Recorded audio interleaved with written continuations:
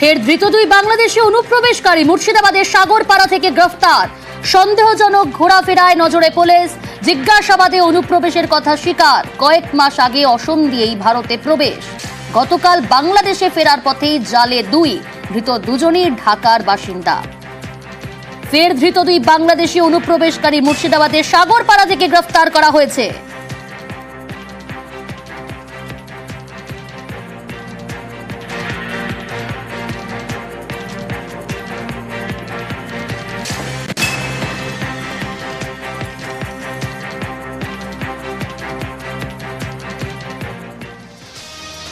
অশান্ত বাংলাদেশে ক্ষমতা দখলের লড়াই, ভোট চেয়ে তদারকি সরকারের উপর আগেই চাপ।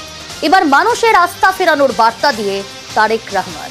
পদ্মাপাড়ে সবচেয়ে বড় রাজনৈতিক দল বিএনপি দাবি তুলে দেশ রক্ষার বার্তা খালেদা পুত্রের।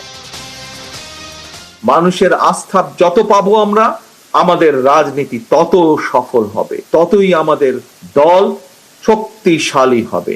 বিএনপির প্রত্যেকটি নেতাকর্মীকে ঐক্যবদ্ধ থাকতে হবে এবং বিএনপির সর্বোপরি দায়িত্ব হচ্ছে আমরা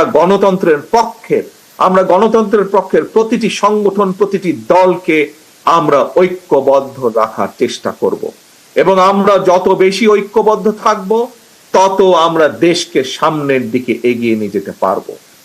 দেশের মানুষ তাকিয়ে আছে আপনাদের দিকে। আপনারা কিভাবে দেশকে পুনর্গঠন করবেন, কিভাবে দেশকে সামনে এগিয়ে নিয়ে যাবেন।